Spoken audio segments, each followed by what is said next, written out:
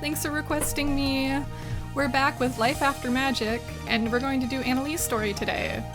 I don't know what secrets she has, but we're going to uncover them. I'm hoping we get to learn more about her magical girl team and like more about like her, I guess, or like why things happened. Because if you guys recall from the first part, this is their leader, Strawberry something. She died by falling off of a building, however, her power is to float. So, like, did she, you know, I don't know. So, let's find out. Sure. Hi, I'm Akiko. I'm a 22-year-old high school dropout who's a bit of a klutz. My blood type is O and my star sign is Libra. And some days I wish I didn't save the world. That's how it always starts. The anime, the TV special, the manga, even most of the fanfiction, all of it, retelling the final adventure of the Sentinels of Justice versus Midnight Lady. Each do it a bit differently, different triumphs, different mistakes, different ships of me and my teammates. But it always ends the same way. We defeat Midnight Lady, Annalee, because no one had ever found out what really happened. I like to think each of these stories really exists, just in another universe. Maybe those versions of the tale would have felt simpler, had a neat and beautiful finale. Because in my universe, things happened a bit differently. The Sentinels didn't defeat... What? The Sentinels didn't defeat Midnight Lady, and I didn't get the closure I needed, so here goes. Hi! Oh. Hi, I'm Akiko. I'm a 32-year-old semi-functioning adult whose back hurts for no discernible reason. Yeah. That starts happening after you hit 23. Not that I would know, because I'm 17 forever. I'm surrounded by a wonderful community of friends and family and newly obsessed with cute home goods. And some days, I reminisce about the time when I was 22 and I first met Annalee. Hello? Akiko, are you talking to yourself? Crap, I dozed off on my feet. Sorry, Lise, I must have been dreaming. It's okay, I respect that. You're like a horse. Not sure if I know what she means by that. I guess it's better than a cow. I perk up when I notice two women entering the store. Turns out one's the CEO of the company I work at. Her name is Annalee, and she terrifies me. The other is an old friend, a magical girl turned pop star. She now goes by Ara, a stage name apparently. She looks unprepared to meet me here, and we're both incredibly awkward about it. They introduce a new makeup line, and it's based on me and my old squad, the Sentinels of Justice. I'm taken aback, not sure what to feel. Lise samples the makeup, and her expert application skills upsets everybody in the store except for me. Well, that was certainly a demonstration of makeup. Count on my weirdo Lise to brighten up a bad situation. A demonstration of what not to do. Our manager looks like he's about to pass out. Annalee promptly demolishes him by giving him the pink slip. I must get to my next meeting. Ara, come along. Other stores are expecting us after all. Expect shipments with more sample packages inside. We'll be distributing these to our customers over the next couple of days. Annalee turns towards the walkout with Ara in tow. As soon as she does, I notice something fly off of her briefcase. Is that a keychain? I pick it up. This character looks vaguely familiar. Is it another magical girl? It doesn't really look like something a woman of her would carry around. Not that I should judge. I love collecting cute stuff like this. It has to be hers, right? Ma'am, Annalee, please wait. I think you dropped this. All the color has drained from Annalee's face. Give that back. Now. Oh, of course. As she walks over to retrieve it, something clicks. I've seen this girl before, on TV. Ah, this must be... She snatches the charm right out of my hands. Sayori! Strawberry Sayori! Excuse me? She's from an older gen of medical girls, right? From before the Sentinels. Fruity Fruit or something. Sorry, I can't remember the group off the top of my head. Fruit Fatale. It's been a while since they've been relevant. I think it's great to see longtime fans of magical girls. I'm sure Strawberry Sayori appreciates it. She appreciates it? Your support! You've been supporting her as a magical girl for all this time. What happened to Super Girl Boss CEO mode? She doesn't say anything for a moment. She's making Ara wait too. Right. Annalee shuffles in place. Earth to Annalee. Suddenly, Annalee takes another step near me, and another. Then she leans in close enough that I can feel her breath on my cheek and whispers into my ear. Would you like to grab a coffee sometime? Ooh!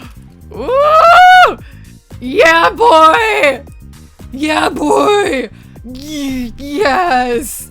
Yes, ma'am! What?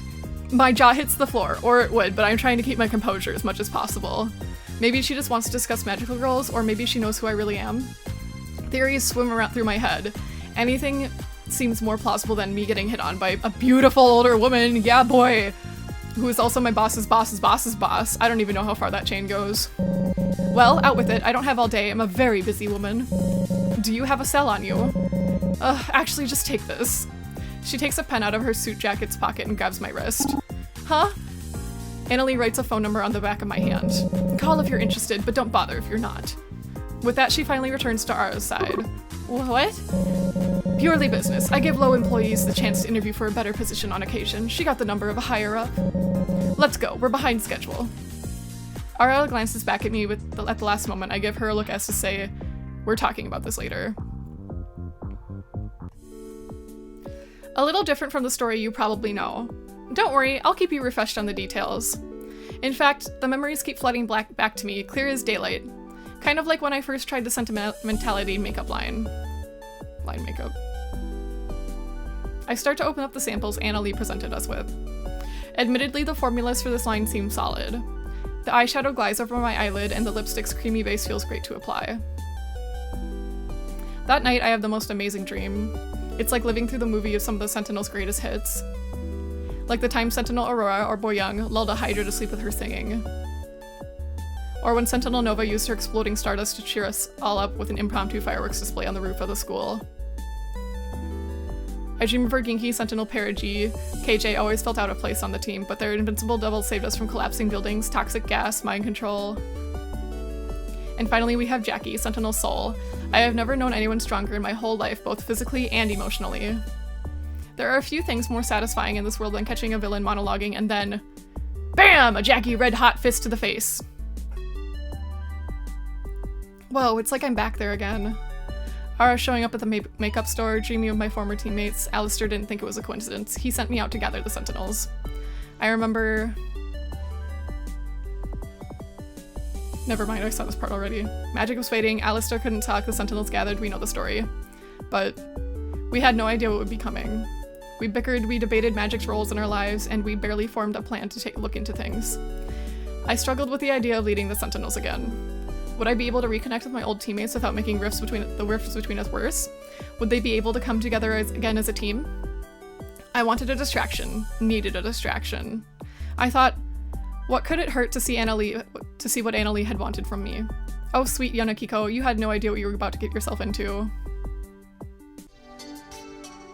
I ended up calling Annalie and scheduled a time to meet up with her.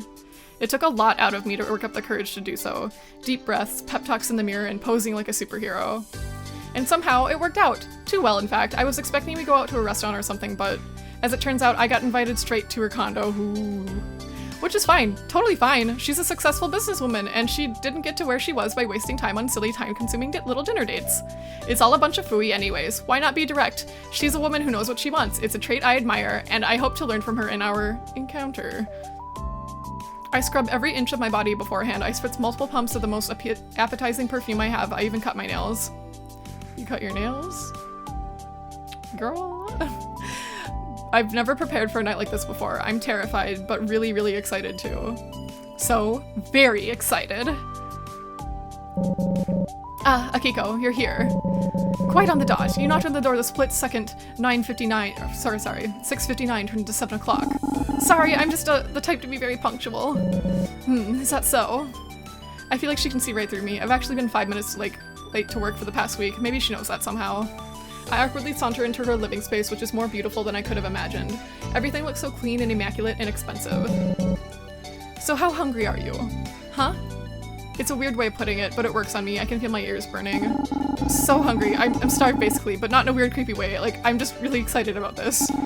But not too eager. Haha! Well, I suppose that's good. Anna waves over to her dining area. There's a bunch of take-up bags piled on top. I ordered from 3 different restaurants. We have French cuisine, Wagyu steak dinners, and 5-star sashimi.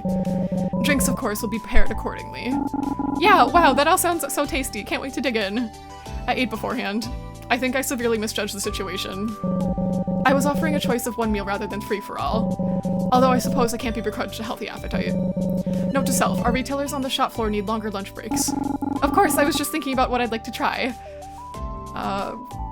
Wagyu steak. Steak, please. Carnivorous, I like that. She hands me a hearty-looking plate with well-seasoned vegetables and pieces of steak. It's pleasantly pink in the middle and my mouth starts watering. No, I can't start drooling before she pours the drinks. Stay focused, Akiko. I wait for Annalie to pair the meals with whatever expensive alcohol she deems appropriate. After she's done, she raises her cup my way. I dare say this is the first time I bothered to fix a date her meal. It's like I'm your waitress. Surely you at least owe me a toast for all my hard work. Of course, I'm honored. I clink glasses with her and go for a generous swig to calm my nerves. Tonight's special, though. It's not every day I get to meet the illustrious Princess Starlight. Oh no, you have the wrong idea, I think. I don't. I created the sentimentality line, and I know Starlight when I see her. I didn't get to my position through half-assed research. Are you doubting my skills? No, I didn't say that. Well, I don't know. I stand up from my chair feeling defensive. I am not confirming or denying anything, but did you bring her here to interrogate me? What are your real intentions? Annalie pokes at her food. She looks a bit sheepish. I'm sorry I scared you. You have every right to feel cornered. I'd feel the same if I were you, so please sit down. I slowly sit back in front of my plate. I just thought you were interesting, a renowned magical girl. No, not just that. A leader of an accomplished magical girl squad. You were celebrated, beloved, practically everywhere, but now you're working at our store for minimum wage. Gee, thanks for the reminder. I'm not sure how I feel about coming out right out with my magical identity, but it seems like Anna's leaves puzzled me out. You're weird. I'm really uncomfortable with this conversation. What is this, a setup? I feel lured here into false pretenses. It's a private dinner. Nobody's here to catch you, if that's what you're thinking. I kept your privacy in mind with this. I never try to expose your identity to the public. I know how important secrets can be. Annalie looks hurt. I might have jumped on conclusions too quickly. But I can't help it. Something about this feels icky. Annalie takes a slow sip of her drink. We've gotten off on the wrong foot. For that, I apologize. I brought you here to have a conversation. A conversation was not what I was hoping for tonight, Annalie. Hoping for some... Okay, what kind of conversation? What do I get out of this? It's... I imagined we could have some sort of heart-to-heart about certain things. Things only we would understand. Things? Since we're both retired magical girls. Oh. So you're saying you're also a magical girl, or you used to be? She seems to be wrestling with herself. Could it be that Annalie's having a hard time opening up? If that's the case, I'm feeling a little touched that she reached out. I guess even the coldest ice queens need to talk to somebody every once in a while. It couldn't have been easy for her. So you used to be a magical girl too. I understand if you find it hard to believe. I'm not exactly a teenage girl anymore. No, I get it. Neither am I. We sit in silence again. It seems like Annalie needs a little encouragement to continue this conversation, so I think carefully about what to say. Sometimes I still feel like a kid though. Like, I don't know anything about the world around me and I feel lost. And it's not easy to find someone to talk to about everything, well, outside of the immediate magical girl squad, that is. But talking to old teammates has its own challenges too, take it from me. I mean, staying in contact is super hard when you don't have an evil villain to take down every week. It feels practically impossible once everything's over. I mean, lately I've been feeling like I'm the bad guy now because I forgot some birthdays and lost some numbers. I continue babbling on, but Annalie nods her head as I do. I think I'm making progress. I tell her about how it feels like everybody else in the Sentinels has moved on. How kind of stings to see Ara on the front page of a magazine, and how jealous I feel when I see Jackie so happy with her teaching gig. How KJ and Miranda found new passions I didn't even know they had. I recall some stories about our past battles as the Sentinels to keep filling the air. Dinner. We finish our dinner together. Annalie doesn't add much to the conversation, but she seems content enough to listen along and sip on her drink. So Ara, Sentinel Aurora at the time, had to climb down into Diving Cove's sewers to attack this monster. Starlight. It took a lot of convincing on my end, but her vocal powers were our best bet, and the echo down there was powerful. Akiko. Huh? Oh, sorry for going on and on. I've been feeling overly nostalgic lately. That's fine. I appreciate it, actually. This night didn't turn out how I'd hoped. My plans are usually immaculate. But surprisingly, I'm not mad that things went sideways. You certainly have some colorful stories to tell. Maybe next time you can tell me more about yourself? I can do some research too. I'll look up your old squad. What was it again? No, I'd really rather you not pry about me from external sources. So let's talk about it another time, Starlight. Next time we meet up. Okay. I'm a little disappointed, but I don't want to push her too hard. On the other hand, it seems like I've secured a second date. Heck yes! I enjoyed our evening together. Hearing you talk brought me back to better times. I'm glad to hear it. Pinky promised me we'll have more of a conversation next time. I'm not pinky promising you anything, but you have my word. I chuckle at that. No surprise Annalie's a tough nut to crack, but I feel like we made progress tonight. We wrap up our evening and Annalie sends me home with all the leftovers. Yes, bitch! This should hold me over for this week. I'll be looking forward to seeing her again.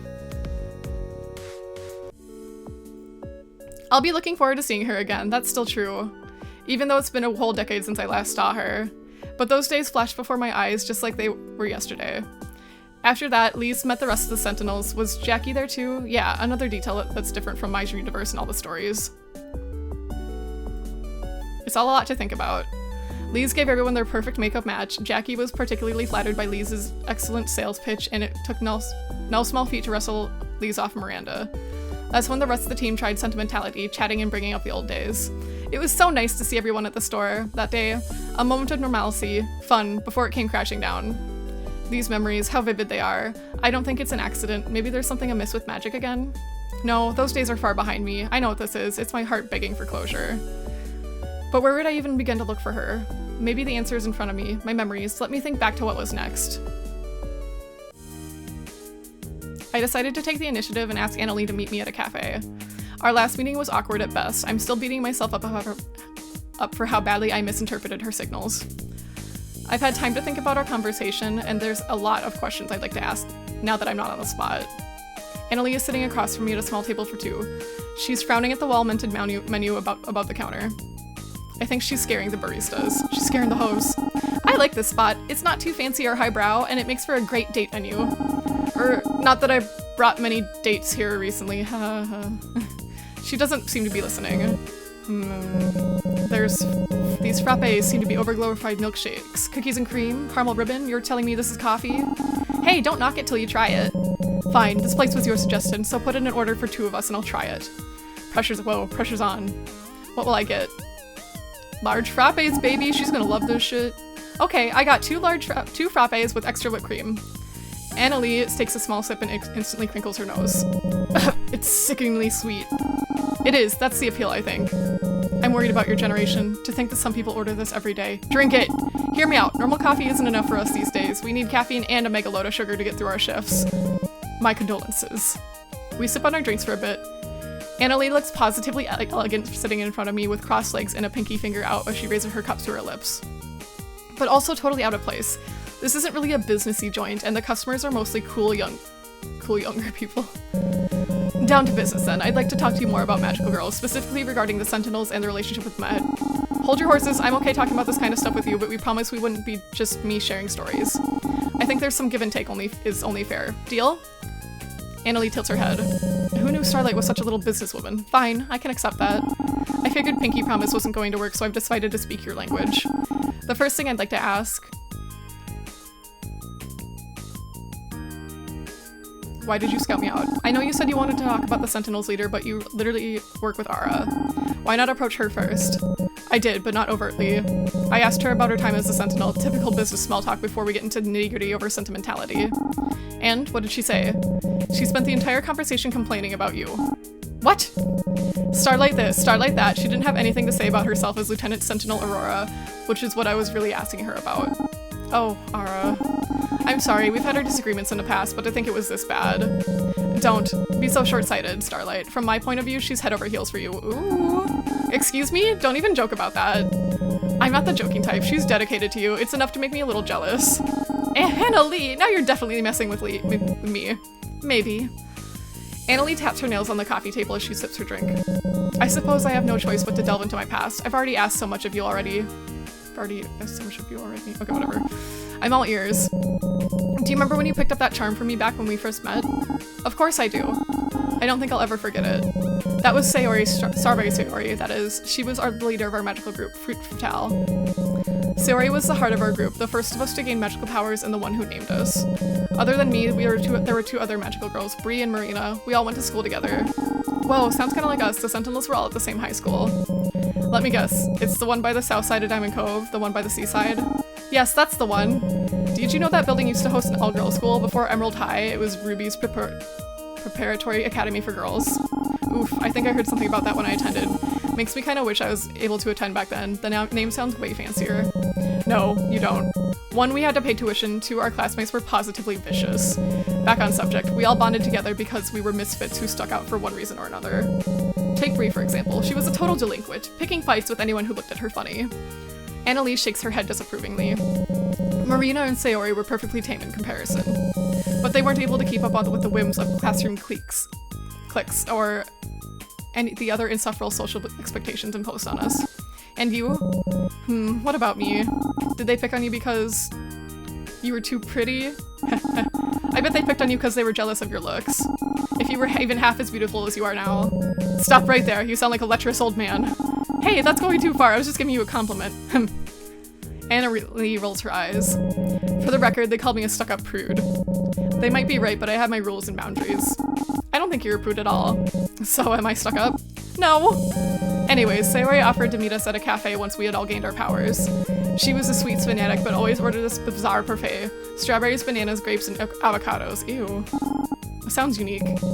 It certainly was. Unique enough for her to assign us our magical girl names, in fact. Oh, so that means you were... Avocado Anna. Going to laugh, most found it just as funny. An avocado-themed magical girl doesn't have much appeal going for her. No, sorry, it's just kind of unexpected. The Sentinels were very particular about our chosen names, cool space themes and all. Sayori was never a naming genius or a genius at anything really.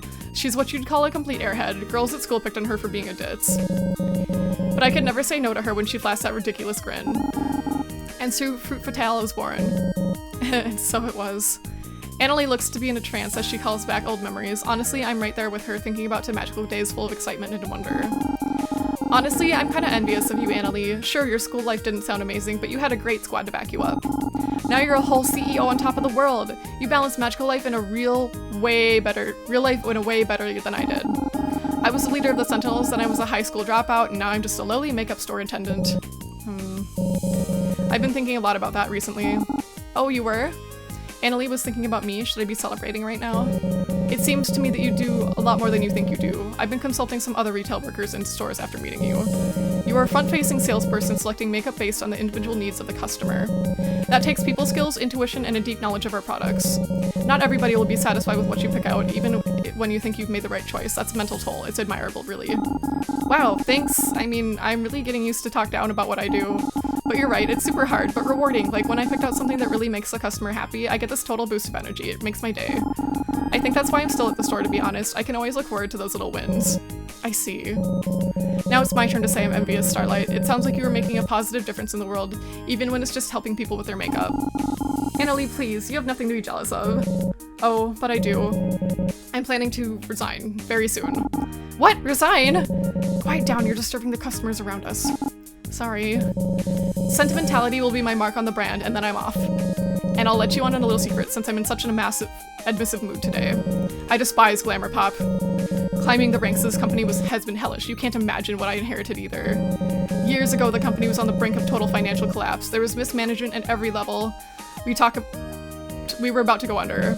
I worked hard to pull us out from the deep, poured my heart and soul into it, but what for? Some renown from business bigwigs?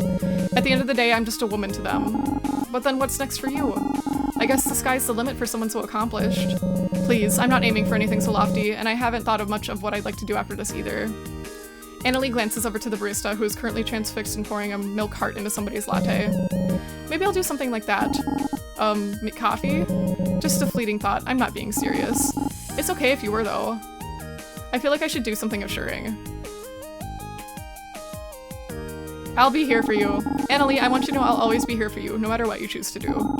I'm really happy that you reached out, and there's nothing I'd like more to spend more time with you. There's so much more that we can learn about each other. Promise me to keep in the loop no matter what? Sorry, but I think I'm done making many more promises with you. I don't want to let you down. Oh, well, I understand. It's easy to lose touch with people, even the most important ones in your life. But I'll be the one to make the effort this time. I've decided you're an important person to me, just like how this Strawberry Sayori girl was important to you. Annalise are sad, and she breathes out a sigh. I had hoped I was getting through to her. With that, we wrap up our cafe date. Annalie thanks me for my time, something I should really be saying to her instead, and leaves an enormous tip at the counter. Before heading off to her sleek-looking car, she gives me an awkward pat on the shoulder. I'll be seeing you again, I hope. Something in her expression looks pained. I should keep reaching out. Of course, I'll call soon. I didn't know it at the time, but that second date was the first crack in Annalie's armor. Our first date, she was in control more than I even realized at the time. But at the cafe, I got to see a bit of her behind the curtain. She wanted to let someone in, and I was the one that called. No, was it more than that? Wasn't it? It was more than that, wasn't it? We shared an understanding that day. We built trust. We both knew how it felt to be lost. And I did lose her. Despite how elated I was leaving the cafe, the reality of Magic's disappearance was about to hit hard. Everyone's powers were becoming more fickle. Everyone was feeling more exhausted. We had nothing to really go on. It was natural that the desperation made us on edge. We wanted a lead, and we found one in Lise. I think it was Ara who said it. Yeah. I remember the conversation. Ara accused Lise of it and set off an argument with KJ. Without any other leads, we all agreed that we should at least look into Lise's behavior. We were still so at odds then, and had so much pain to work out between us. We decided that the least biased people to look into Lise, and were Miranda and Jackie. Hindsight being what it is now, Miranda is not unbiased about Lise. Oops, back on topic. Maybe I should have stepped up as leader, but I just couldn't focus. Then, push and pull between my excitement of getting to know Annalise and the stress of Magic failing, along with the wounds of the Sentinels needed to heal, made it a confusing time. But at least the next day it was Christmas and I could take some time to recuperate. That is, until I heard a knock. I run over to the front door and open it to see. Oh no. Solaire! Merry Christmas! I closed the door. Sorry, Akiko's not feeling well today. Open up, it's an emergency! Ugh. Merry Christmas! Right, thanks, Solaire. Merry Christmas. Oh, you're very lucky. Santa Blaze is here to give you one very special gift. Girl, it's very- oh my god. Give a very special girl a very special gift. Solaire pulls out a rectangular gift box out of his jacket. Behold! Now I'm sure you're wondering what's inside, but Solaire drones on about what's inside the box, but I already know what it is. It's a bunch of soul cards. I would know because that's the only thing he ever gave me when we dated. I decided to cut him off now. He's practically yelling and I don't want any noise complaints. Solaire, this is so appreciated. I can't wait to open it, so thanks for stopping by. Yeah, you're very welcome, Akiko. I'm a little sad you haven't tried inviting me in, but I get it. You've always been on the shy side, and I grabbed the box from his hands. Right, anyway, see you later. God damn it. I was hoping someone else would be at my door. I guess I haven't done a great job connecting with them. I open up the box and inevitably there's a card inside. It appears to be custom made. It's me, Princess Sentinel Starlight, painted sloppily with markers and acrylic paint. It's actually kind of sweet. Maybe there's something to be said for Solaire sometimes. I go to read the description and it says Solaire Blaze's ultimate sidekick. I throw the card in the garbage and move on with my day. I wonder what kind of present Annalie might have given me. What am I saying? We had barely went on 2 dates. Slow down, girl. While I was busy focusing on Annalie, Miranda and Jackie investigated these, and to my great relief found that she was just my little weirdo and not a scheming villainess. Even though I think she would probably make an adorable and frighteningly effective one. But they said Lise had been upset, struck by a sense of nostalgia that sent her spiraling. And that wasn't the only sign that was happening to Magic was getting worse. Glamour Pop's customer base got a little, spirited. I've been in that office my whole life. I've wasted my life away in sales. Trapped in that awful cubicle. I wish I was a magical girl instead. Shut the hell up, everything's too loud. So loud I can't hear Ara's voice anymore. Give it to me! You give it to me! Whoa, calm down, what are you looking for? Hey, please don't break the glass! Is he foaming at the mouth? Sent. But we still had no new leads, so I buried my head in the sand like I've been doing all these years. I wasn't stepping up as a leader, I wasn't being a very good friend. Don't you ever look back at your younger self and want to scream, wake up? You're doing it all wrong! You're about to run full force into the greatest heartbreak of your life! Am I repeating history looking for her now after all these years? But I couldn't know that. I couldn't see what was happening in front of me. I told myself it was okay. We had no leads. She was a magical girl too. Perhaps I could find out what was happening from her. But the real reason was I just wanted to see her. And then she called me. I have to say, I'd imagined a lot of scenarios for our third meetup. We could try a real sit-down restaurant or maybe a movie or a play. Instead, I've broken us both into my old high school. Starlight. This is a sorry excuse for a classroom. Yeah, well, it's a public school now. Sometimes I hear the teachers complain about budget cuts and government spending.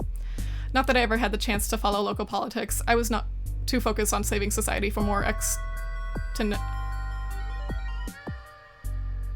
existential threats. Anna Lee frowns as she traces her hands over the musty desks. I can almost hear her making a mental note to herself to start calling up old politicians demanding for change.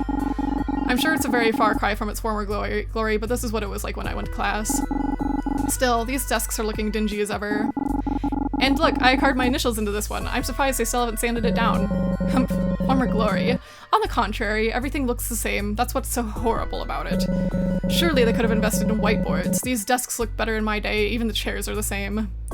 I grab a chair and give it an experimental sit down. It wobbles a little and then the back squeaks. Come on, it still works. It's just gone through a few decades of wear and tear. Anna Lee looks doubtful, but she pulls a chair around to sit across from me. So, want to tell me why you chose to meet with me at my old high school at the middle of the night? Our high school, technically.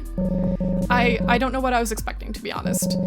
I thought it would be exciting. I get to see the After Dark classroom hideout where you and the Sentinels planned together. Most of all, I was looking forward to seeing how Ruby Prep had changed. Instead, it's disappointingly familiar. Why the disappointment? Familiar should be good, right? I mean, you talked about your teammates so fondly last time we met.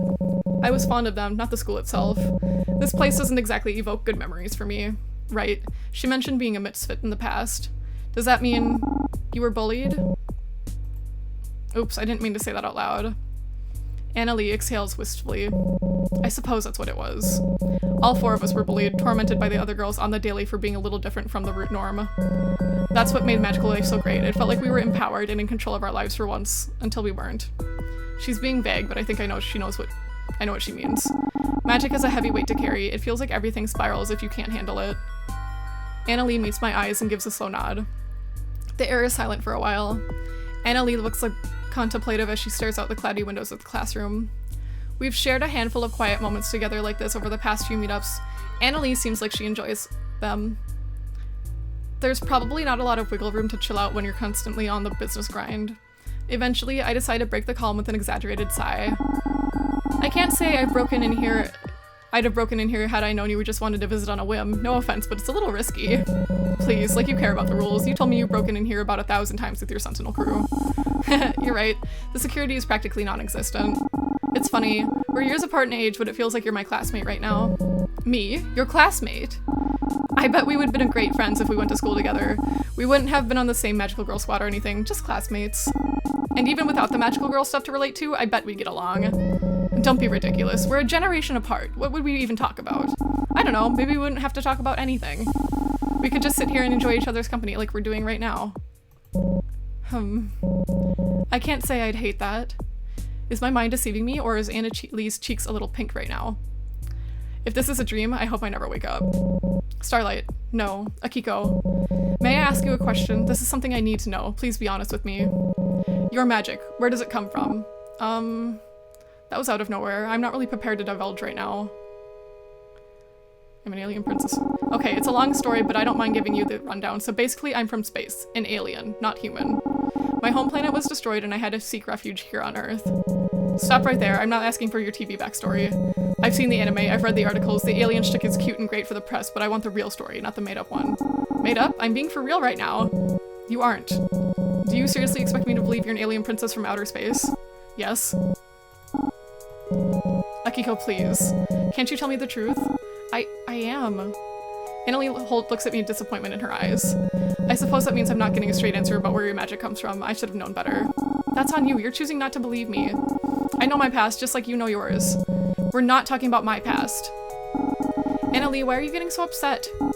I've tried my best to explain everything since our first encounter. I'm not trying to conceal anything. I trust you. Can you trust me back? Annalie abruptly stands and walks away from our desk, as if she can't stand to be around me a second longer. It doesn't matter how much I try, how many hours I pour into researching magic and magical girls. I can't find an answer. Is it a plague? Does it spread from person to person? Or maybe it's a cancer, something internal that grows over time.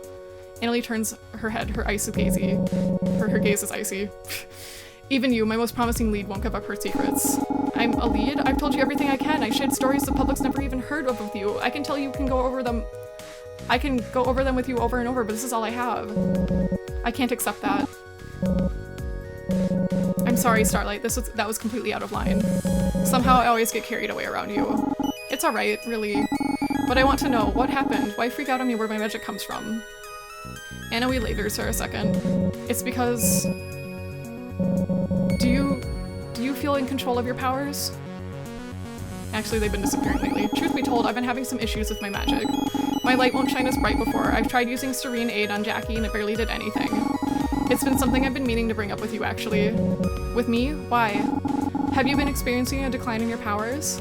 Come to think of it, I never got a straight answer about what Annalie's powers really do.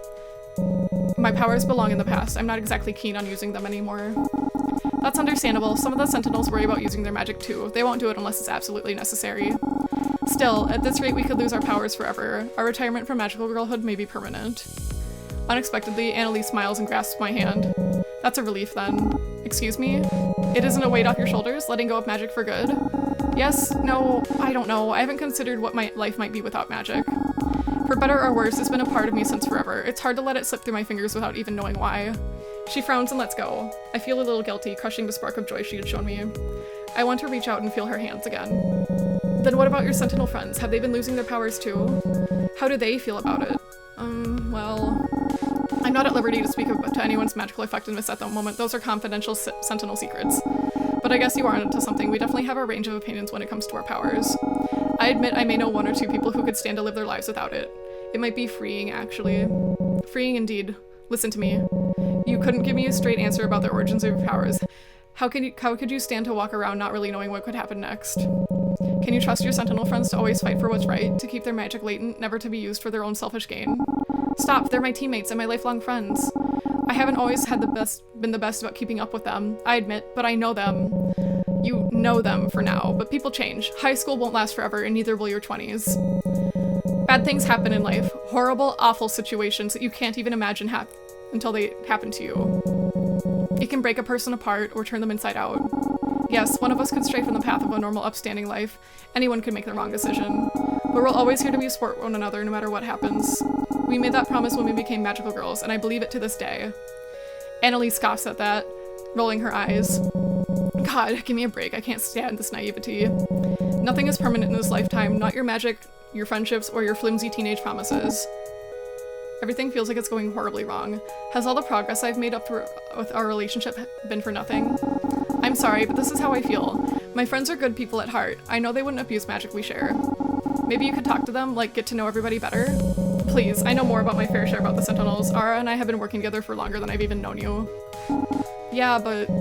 Enough. We're getting nowhere, and I'm done wasting my time with you tonight. Wasting time? Annalie. Annalie huffs and massages her temples. We'll discuss this another time. I'm not in the mood to go back and forth with you anymore. I'm calling a cab for you. It's late and you shouldn't be walking alone. Before I can get a word in, she strides out of the classroom with her cell phone to her ear. I definitely screwed that up, but how could she blame me? Damn it. I'm gonna take a drink.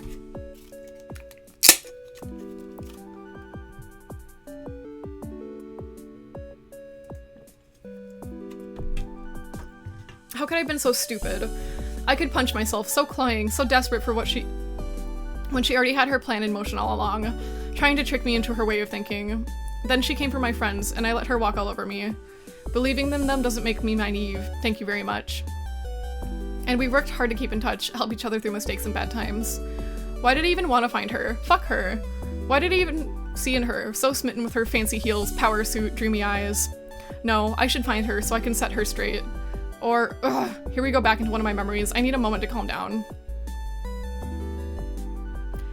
I flop onto my bed, exhausted by tonight's events. Annalie totally backed me into a corner with all her questions about magic. My mind is reeling. What exactly happened in her past? I need a distraction, so I flip on the TV. Channels flip by slowly until DCTV5 news pops up on the screen. It's a special program about former magical girl squads. For decades, communities across the world have owned their lives to peaceful lives to the work of enigmatic magical girls. Today, we'll look back on some exceptional magical predecessors who worked hard to keep the world safe. Petal Princesses, Fruit Fatale, and Solar Star Sweetie Honey. Fruit Fatale, that's Annalie's group. The program drones on about Petal Princesses, a trio of floral magical girls with purifying powers. A climate-conscious group from the 60s is pretty rad. I grab a half-eaten box of crackers to snack on while the program continues. Next up, Fruit Fatale, a bold, colorful group active in the late 70s. The one I've been waiting for. I lean in towards the TV. Stay tuned to learn about the group's tragic end. Alistair is curled up into a ball on my lap. I knew about the group generally, but not the much specifics. Fruit Fatale was led by Strawberry Sayori, a pink-themed magical girl with the ability to float. She was backed by 3 other fruit-themed girls. Muscat Marina boasted ability-enhancing capabilities. According to the program, she paired well with another member named Rihanna Bree. The 4th member, Avocado Anna, can absorb magical power from the enemy. That's Anna Lee, her power. Fruit Fatale was on their way to becoming the best and brightest stars of the 70s, that is until one fated day.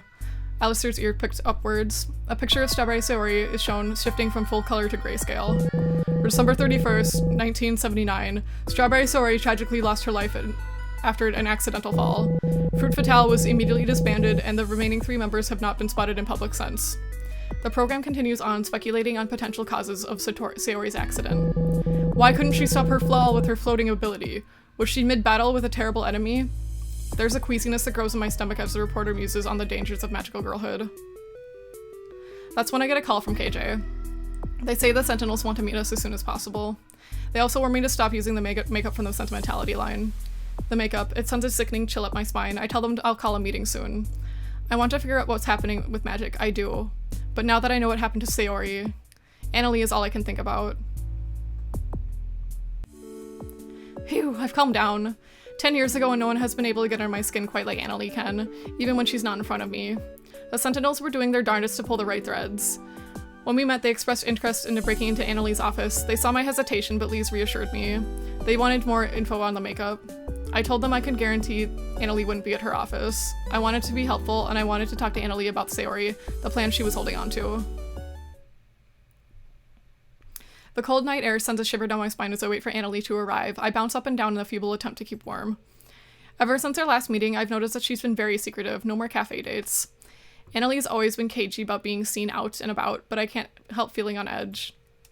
Especially since... Starlight. Ack! Apologies, I didn't mean to frighten you.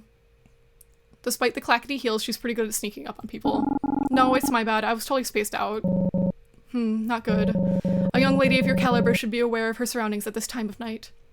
I have to stop myself from rolling my eyes and going, okay, Mom. I'm fine, just kind of chilly. Couldn't we have met up indoors at least? I prefer private places for these conversations. And I didn't think you'd be too keen on breaking into the school again. Touché. But I admit, I regret dragging you out in this cold. It's not becoming of me, especially given our last conversation. Yeah, about that. I was hurt. Honestly, I was really hurt by how the conversation turned on me. I didn't do anything to deserve that, at least I don't think so. No, you're right, I have regrets about how I handled that. Anna Lee looks legitimately apologetic. Take off the jacket. I guess I could forgive you, especially since you're giving me those big old puppy eyes. I am not giving you puppy dog eyes. I don't think Anna Lee is capable of that kind of expression, but it's funny to tease her about it anyways. I beckon for Anna Lee to sit with me on a nearby bench, but she shakes her head. Starlight, let's talk. I regret what I said the other night, but just the delivery of it. The core of what I'm trying to tell you is still there. At the end of the day, it's my fault. It's okay, it's just a little disagreement between us. It's not so serious, and I value what we have together. No, it is serious. I think we should stop meeting like this. Permanently. What? But why? My head completely blanks. I don't understand. I thought we were on the right track. What did I do wrong? Anna Lee scoffs. You're quiet. God, you're probably standing there thinking, what did I do wrong? Which would be ridiculous of you because you didn't do anything. I still can't say it even now. Something tugs at the back of my mind. Something that Anna Lee desperately wants to tell me that she feels like she can't tell anyone. I think I already know what it is. It's okay. I know everything. You what? Anna Lee takes several steps back, looking shocked. I try to close the distance. The truth is, I've been curious about you, but you tell me so little. And you already know so much about me, so I thought I'd get to know you and Fruit Fatale in general. I saw a TV special on Fruit Fatale, so I went in the library and looked through some old newspaper clippings and magazines. There's computers there too, and the librarian helped me look up with some web articles. All of this to say, well, what happened with her fall? Broaching the subject was even harder than I thought. I stammer a little before Anna Lee cuts me off. Was that it? You did a little research and you think you know everything that happened? I know that she's gone. And there's speculation about you, that you caused Sayori's fall by absorbing her float ability. There is. I'm leveled with the iciest gaze Anna Lee's ever given me. What do you think? You didn't do anything. I don't suspect you of anything. In fact, I know you couldn't hurt anybody like that. Not even by accident. I can't say for sure. Accidents happen, yes, but you're more careful and meticulous than anyone I've ever known. She grimaces. Don't you think there's a reason for that? I'm doing my best to give Annalie an out, but I can tell it's a futile effort. She won't back down either. I'm tired of letting you tell me what to think about magic and about you. You've talked about how you respect me and the work that I've done. I was talking about your work at the store. This matter is entirely different. And I can handle myself. I'm a survivor of the magical girl life just like you. I've had to make hard choices with bad consequences, so please don't act like I'll shatter to pieces if I learn the truth. God, you're so naive. I can't stand it. Then punish me for it. I won't leave you alone until you do. Fine. I'll tell you the story then. Specifically the story of Avocado Anna of the Fruit Fatale. And she was pathetically weak at first, so weak she didn't think there was anything special to her at all. Not until another magical girl, Strawberry Sori, taught her the ropes. She told Anna there was something extraordinary about her, that she could help save people. When confronted by her enemies, Anna could drain them of their energy. That power was stored back into her, which she could disperse into whatever vessel she liked. After every narrow victory, she got a little stronger. Little by little, she developed the potency of her magic, like honing a blade. One day, she realized if she really tried, she could bring even regular humans to their knees. I try not to think about recent events, the loss of our magical power, and the non-magical people around us. Avocado's Anna's had improved significantly, but she was too cowardly to ever use them to her fullest extent. And comparatively, her progress was nothing next to Sayori's. Sayori was Fruit Fatale's guiding light. She was first to receive magical powers and the strongest by far. She knew everything there was to being a magical girl because it was what she'd always dreamed of becoming. And, like the rest of the group, her powers had enhanced, although it's more accurate to say that they evolved. Evolved? But I've never heard of something like that. Sayori began to develop powers beyond just the simple ability to float. Magic that she didn't want or ask for. Anna would be surprised with a new out-of-control ability from Sayori every week, and soon it was every day. She would accidentally break open doors or set random things ablaze. It was more than just stress. The toll of being so unpredictable, so powerful, tore Sayori apart. I start to feel a little sick. This story can't be real, can it? You're looking a little pale, Starlight, but now that you started this, you need to hear me out until the end. The other members of the group, Bree and Marina, got scared. They'd wonder if Sayori really lost control, what if the same thing happens to the rest of the Fruit Fatale members? They called for a group intervention at the usual meeting place, the dessert cafe they would frequent after school. Annalie's hands balsamed to the fist, tightly shaking. Bree insisted that it must be the work of some evil villain they were unaware of, that such monstrous powers couldn't possibly come from Sayori. Marina just cowered. She'd startle every time Sayori accidentally broke something and had begun to avoid her at school. They had talked about it for hours, trying to come up with a possible solution until somehow, somewhere along the lines, fingers were pointed. Couldn't someone be more observant about what was going on and stop this? Who introduced them to magic in the first place? Isn't there someone to blame? The whole time they argued, Sayori could never meet their eyes, but she kept a small, nervous smile on her face no matter how much they questioned her. And at the end of the day, there was nothing to intervene with. None of them could reason with a force they didn't understand. Yet all it did was contribute to the pressure Sayori was feeling to fix what was breaking inside of her. Eventually, with seemingly no warning, all the glassware in the cafe shattered. Bree sustained cuts to her hand that would ultimately be minor. But there was blood all over that would ultimately be minor, but there was blood all over the table. Marina was terrified. She fled from the scene. And you? What happened to Anna? I didn't do anything. There was nothing I could do to say or fix the damage that had been done, so Sayori walked home by herself that day. And that night, after working hours, there was a large eruption inside the cafe. The interior of the building was engulfed with a blast of flames and completely collapsed after several minutes. But how? There's no way. The cafe was their haven, one of the few places that they felt safe in, a home for their dreams and hopes for the future. Hold on, I just can't believe, I would have heard about it, a magical girl destroying something like that? The general public chalked it up to a gas leak. After all, there was no identifying ties to magical activity. But the other Fruit Fatale members knew the truth. The next morning, they confronted Sayori again at the rooftop of Ruby Prep, and that's when, from the overside, she must have looked like an angel, floating in the air, surrounded by blinding light. But in truth, we knew she was in agony. She was so upset, calling herself all sorts of things, completely engulfed by all types of magical power. I never saw her as a monster, but that's what she kept saying. And no matter how much I called out to her, it's like she couldn't hear me. Everyone was scared. We all thought we were going to die there, but I just wanted it to stop, and so I couldn't even look at her face before. Annalie comes to a halt, unable to continue any further. I can no longer meet her eyes, and I can't stop trembling. All I can hear is the gentle lapping of water onto the shore and the wind blowing through the trees. I've never told anyone you know about any of this. And looking at your expression, I'm glad I haven't until now. You look terrified. Annalie's voice cracks a little at the end. I want to desperately prove her wrong that I'm not scared and I understand the side of her story, but I'm frozen in place. Magic isn't all that's chalked up to be, is it? Huh? I think you should go home now, Starlight. It's not safe for you out here. You're scared to death in a deserted park in the middle of the night with someone like me. That's not true. Is that so? Annalie picks up her briefcase from the ground and dusts it off casually, her expression is stony. I suppose I'll be the one to go then. This will be our last meeting like this. Do not reach out to me again. She's gone. I always freeze up during the most important moments, but I feel extra horrible missing my chance with Annalie. My gut tells me that she was telling me the truth out of what happened to her. What happened, her truth. But I have too many unanswered questions. If it were me, what would I have done? What if it was one of the sentinels up there? I look off towards the moonlit pond. Isn't there anything else I can do for her? I spent years thinking about what I should have said in that moment, how I could have unfrozen myself.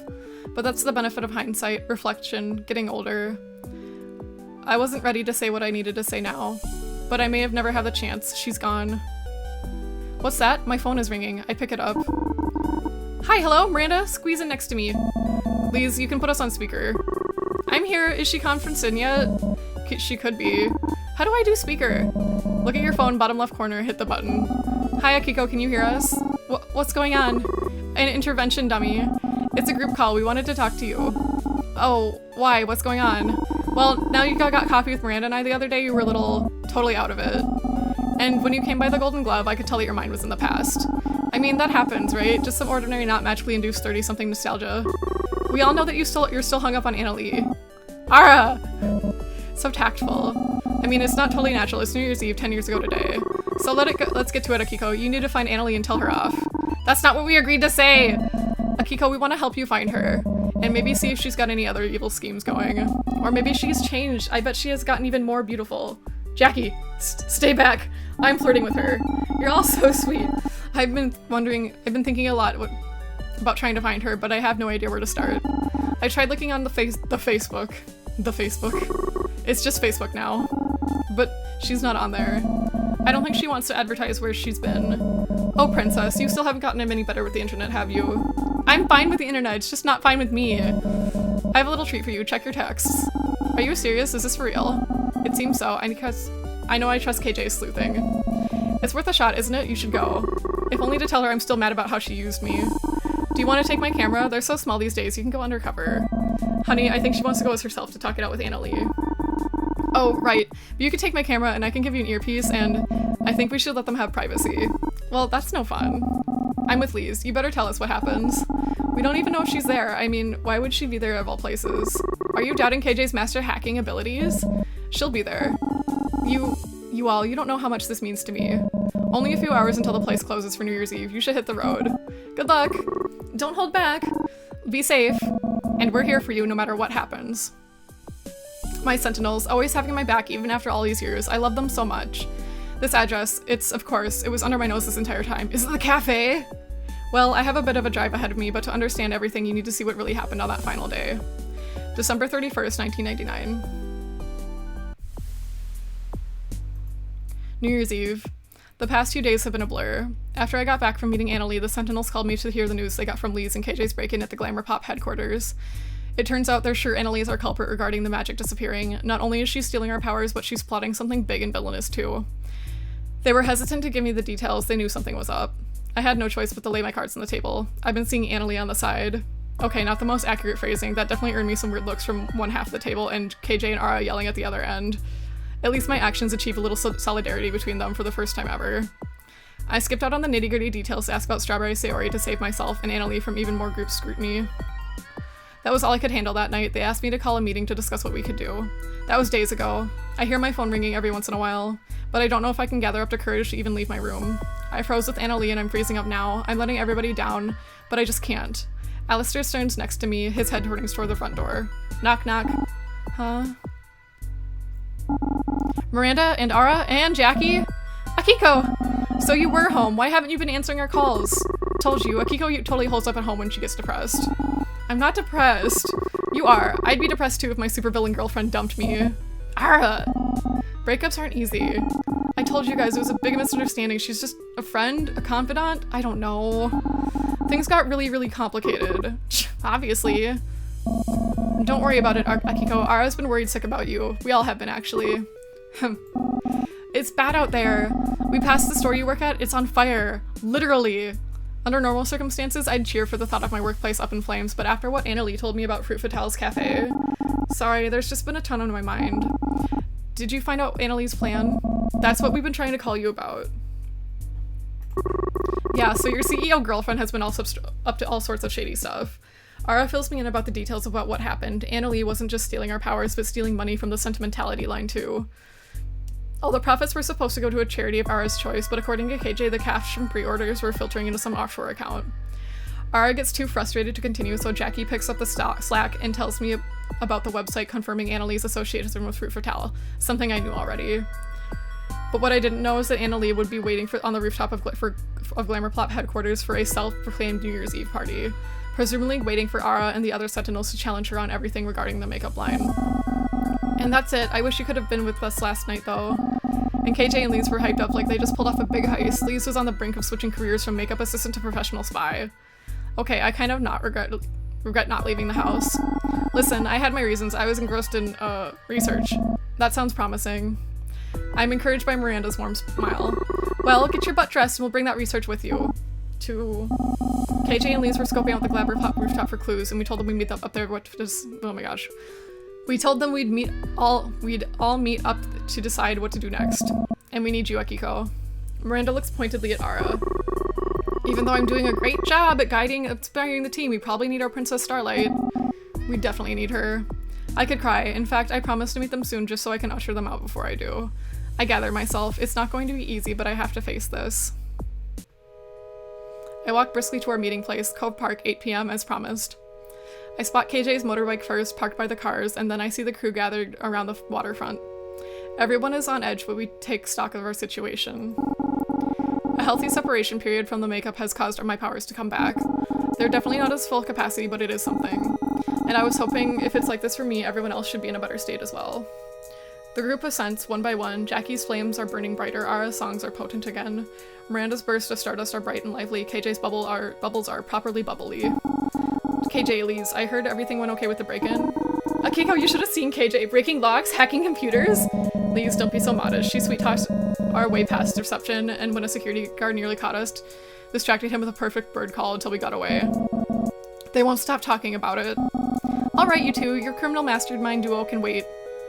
It's quiet for a moment. What are we going to do about Anna Lee? Ara raises her hand first, looking determined. I say we destroy her, straight up. Everyone looks at Ara. Ara, I don't think Akiko loves that plan. What choice do we have? Seriously, Boyoung? I never said kill her, just render her completely incapable of ever doing anything anywhere ever again. Besides. Anyways, what does the rest of the group think? Honestly, I don't see any way around it. We have to fight her. Anna Lee's caused too much trouble for the world already. We should follow our tried and true path. No matter what we do, we have to expose her for all the harm she's caused. They all turn to me uneasy. I'm shaking. How can I just turn up and fight her? Isn't there another way? Maybe we can keep from fighting? Didn't you say that we had some research, Akiko? Oh god, I'm going to start sweating. They're all looking at me to lead, and I should, but I can't seem to face it. I distract myself gathering my research. I accidentally drop my bag. Newspapers, magazines, and even white website printouts are scattered all over. The team run to gather the pieces. This is what I've been working on. Mostly regarding Fruit Fatale, but also whatever I could find on Magical Girl history in general. I've been getting better at navigating the internet lately. Do you guys know what forums are? They're like community bulletins, I guess. Out of the corner of my eye, I spot Miranda carefully towing around the papers on the ground. And I found this really weird one about magical girls, but it had a lot of helpful picture resources. Hey Akiko, can I take a closer look at this? I nod and Miranda gingerly picks up an old photo of Fruit Fatale together. Hey, isn't that Anna Lee? Yeah, back in the day when she was a magical girl. I'd say she looks sweet here if she wasn't such a... Anna Lee's not what I'm looking at. Huh? Jackie wanders over, peering our shoulders and squinting hard. Is that... that girl too. Oh my god. How did I not see it before? The idea hits me suddenly and fervently. I know what we need to do. We'll need to work as fast as this is going to work. Do you trust me? We'll follow your lead here, we trust you. Yeah, even I can agree to that, if it only makes us sure we do something. I'll follow your lead, princess. I'll be here to support you and do my part no matter what. I won't let you down. You can count on us regular folks as well. Okay, everyone, gather around. There's not much time. I climb into the stairway of Glamourpop's headquarters up to the roof level. Just as we predicted, there's no sign of any New Year's Eve party, like Annalise had told Ara. Even security had been sent home, so KJ had to pick some more locks. I know this might sound weird, but can you guys trust me to handle this on my own? There's some pushback, but mostly clamor about staying together and how to be safer. But I stick to my guns and promise to call the Sentinels for backup if needed be. Eventually, I reach the top and push open the door to find... In the distance, I see a dark figure standing by the edge. They turn around the stairway after the stairway door slams closed. Annalie! Akiko. Ugh, I knew you were stubborn, but I'd hoped you wouldn't continue to pester me after everything that's happened. Pester you, I'm here to stop you. Be honest with me for once. You're not just planning to resign for Glamourpop, you're stealing money and trying to escape to God knows where, while the entire city burns.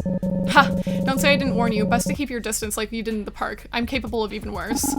You're being unfair. I've had barely a moment to process before you walked away, and this conversation is far from over.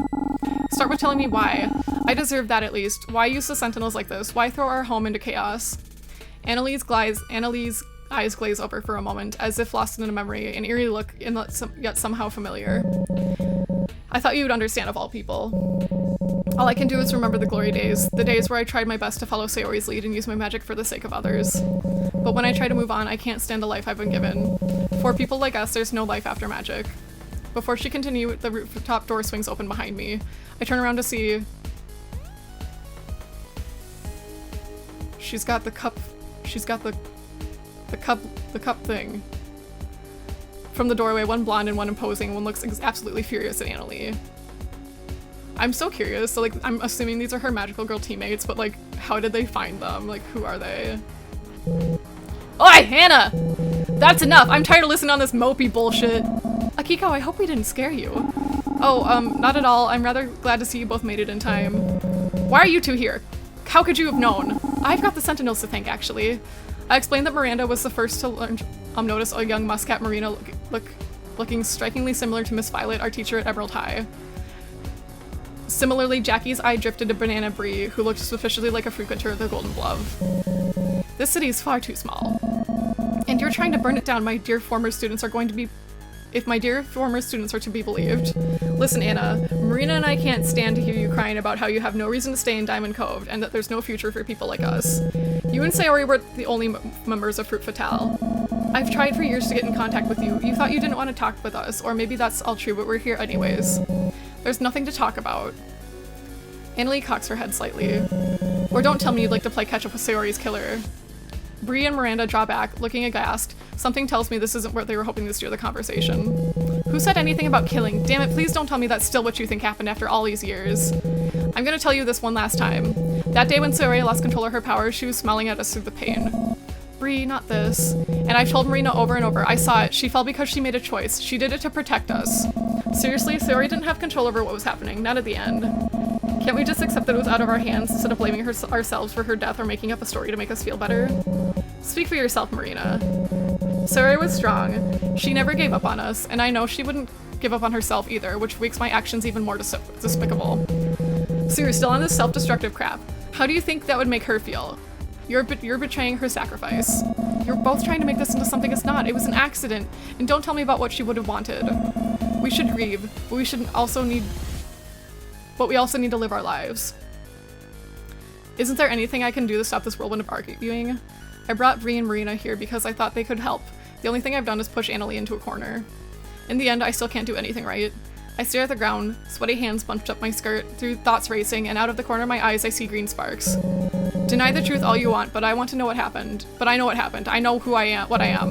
And I'm going to make sure what happened to Sayori will never happen again, even if... Annalie flinches, looking desperate for a second. The sheer force of her magical power completely overwhelms me as the air around us charged with energy. Bree is frozen in place while Miranda drops to the floor, her head in her hands. No, it can't be. Annalie, please, let's put a stop to this. There has to be another way. She doesn't hear me, not while the green light crackles around her and twists away the Annalie I knew. I won't hold back, not against my so-called friends. Not even against you. Bree holds up her fist and begins to charge, but is quickly brought to her knees as her energy is drained away. Fuck, Anna, what's wrong with you? A crack of green light and Bree is knocked back into Marina's arms. She's a monster. It's all happening again. There's nothing I can do. It's now or never, Starlight. Better call the rest of your Sentinel brats unless you've already given up. I think about doing so, but I stop myself. Is a fight really how I want to handle this? I won't.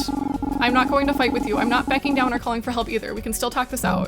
What a fool. Have it your way then. Let's talk this out.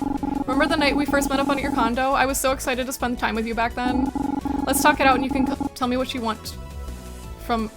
Oh my gosh. You can tell me what you want from me. Anything to stop this. I want you to be back down or fight back. Show me what Princess Sentinel Starlight is made of.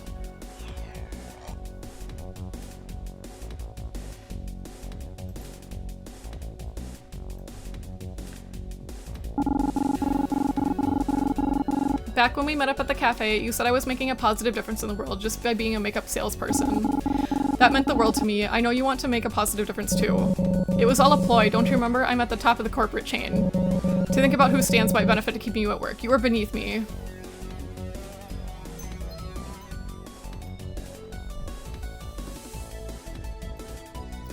Damn, this is really starting to hurt. It was fun breaking into the old classroom with you. It was like we went to school together. Our schoolgirl days couldn't be more different. You think you had it bad? Don't talk to me about shared experiences. You never lost anything like I have.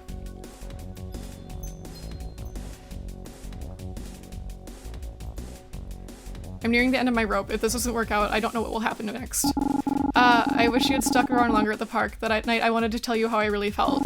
That you were faced with such a horrible situation. I wanted to tell you that it was alright.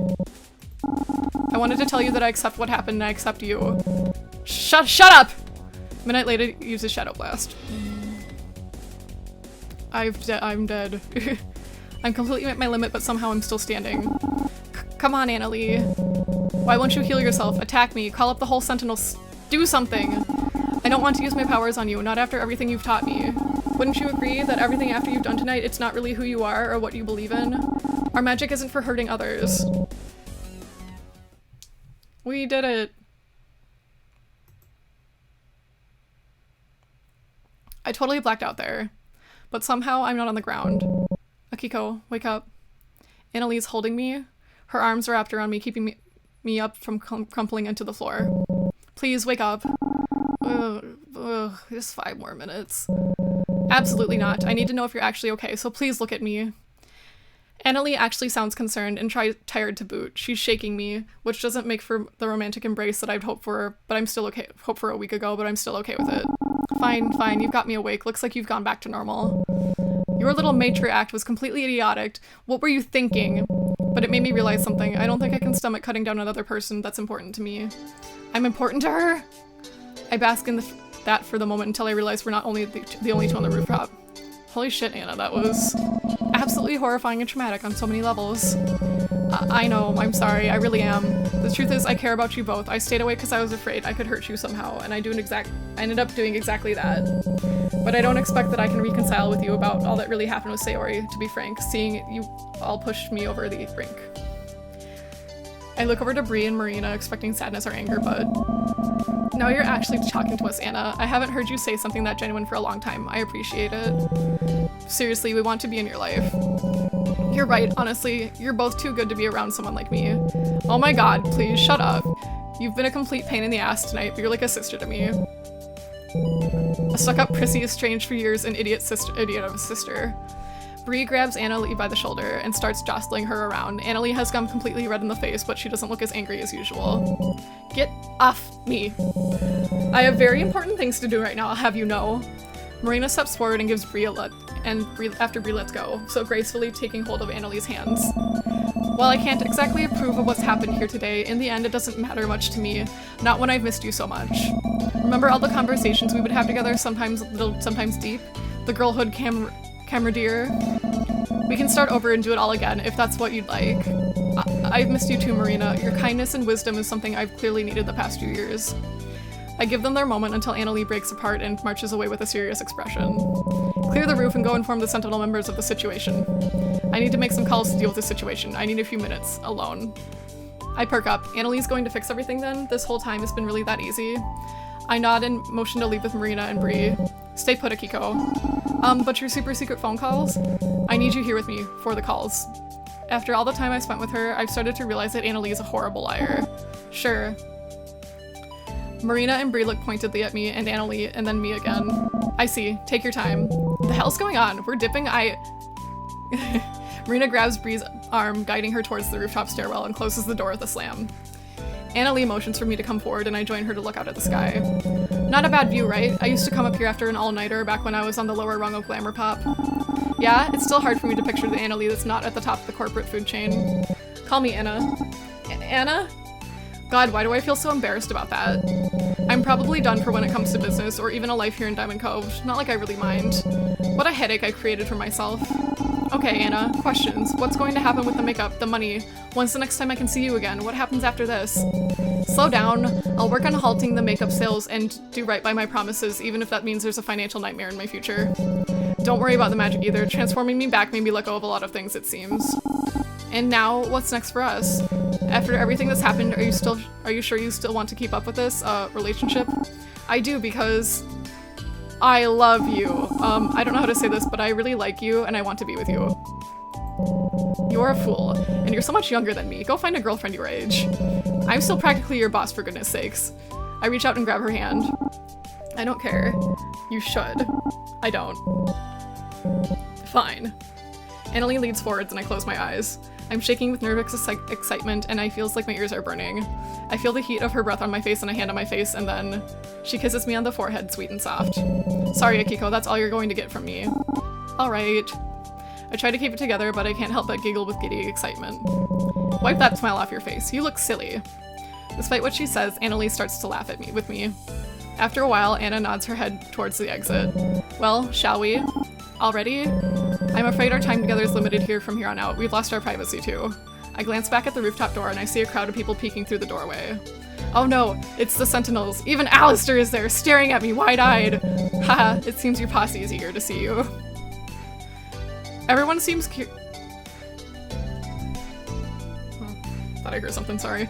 Everyone seems curious about what's going on. Jackie still has her boxing gloves on and Ara looks a little more than pissed. At least Miranda and KJ seem supportive, with Miranda smiling softly and KJ grinning and giving me a thumbs up. Lise whips her camera away and hides it behind her back. Marina is gently clinging to Bree's arm, pulling her back to give the Sentinels some space. I practically skip towards them, full of relief, until I remember that I'm recovering from a very, very thorough magical beatdown. My friends circle around me, supportive and concerned. I do my best to give them assurances about what happened and that there's no need for a fight. Alistair talks to me for the first time in what feels like forever. I'm happy, even though he's totally chewing me out. It feels like I'm at the top of the world. My friends are here. I was able to bring magic back. The city is saved, and I've saved the perpetrator too. Speaking of which, I'd like her to properly meet the Sentinels. We're going to make this right. I glance over to where Anna is standing, or was standing. She's not there. Wait, where? I look around frantically. She must have moved over. She's probably reunited with Bree and Marina.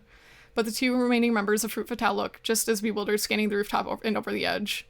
There's a sinking feeling in the pit of my stomach. I get the feeling I'm not going to see Anna for a very long time. And the realization that I could have never single-handedly solved her problems was never ever going to be that easy.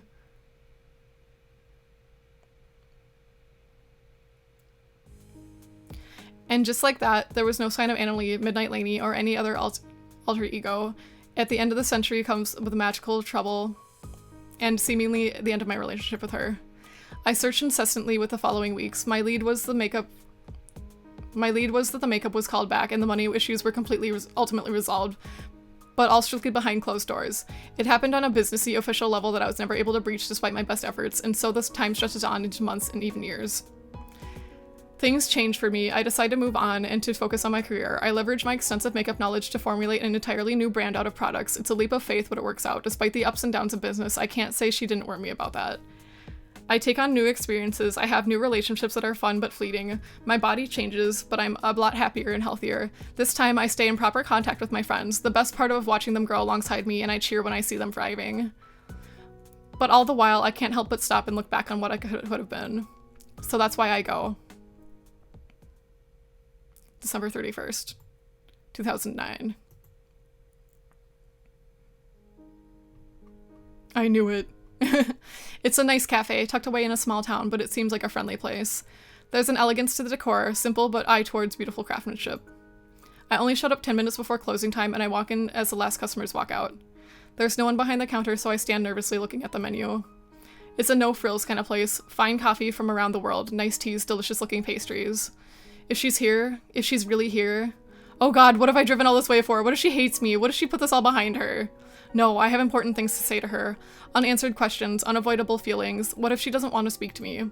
What if the curtain leading to the back is pushed aside? Yay! It's unmistakably her. Her look has softened. She has an apron on and glasses that frame her face nicely. She looks up at me. You've caught me right before closing. What'll it be? She sees my face and stops short. A large frappe, extra whipped cream. Her shock is replaced with a short laugh. My fine establishment does not serve such nonsense. Sit down and I'll get you something better. She gets up. She gets right to work on my drink.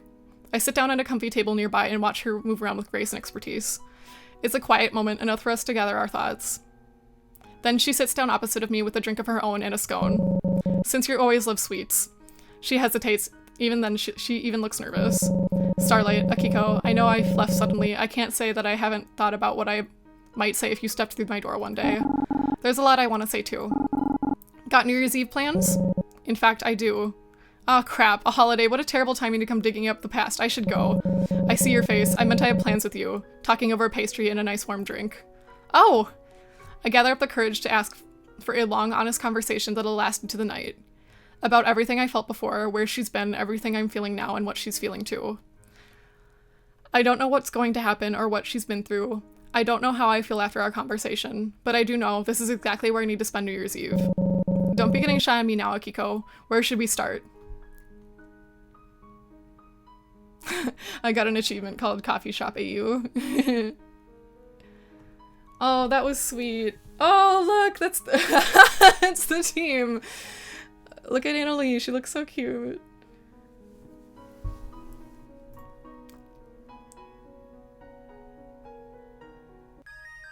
Oh, that was sweet. I liked that. I'm glad that we got to know more about her and we got to hear about like her experiences and all that, you know? That was a good game. Alright. Well, thank you again for joining me today. Tomorrow at 11 o'clock a.m. I've decided we should play Honkai Star Rail together. I haven't, like, even opened it. I just downloaded it because, when I raided my friend Carmine earlier, he was playing and there was a hot red lady and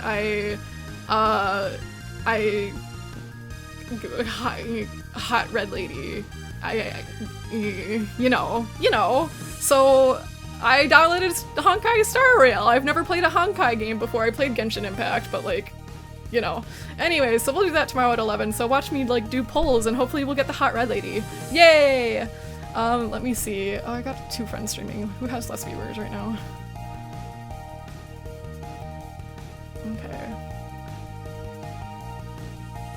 Okay, we'll raid Hal then. So let me just copy his name. And we'll go over to my friend Halcyon. He's playing BioShock right now, so... Did you know that I've never watched a full Let's Play of BioShock? Just so you know. But anyways, thanks for joining me again. Love you guys. Bye-bye.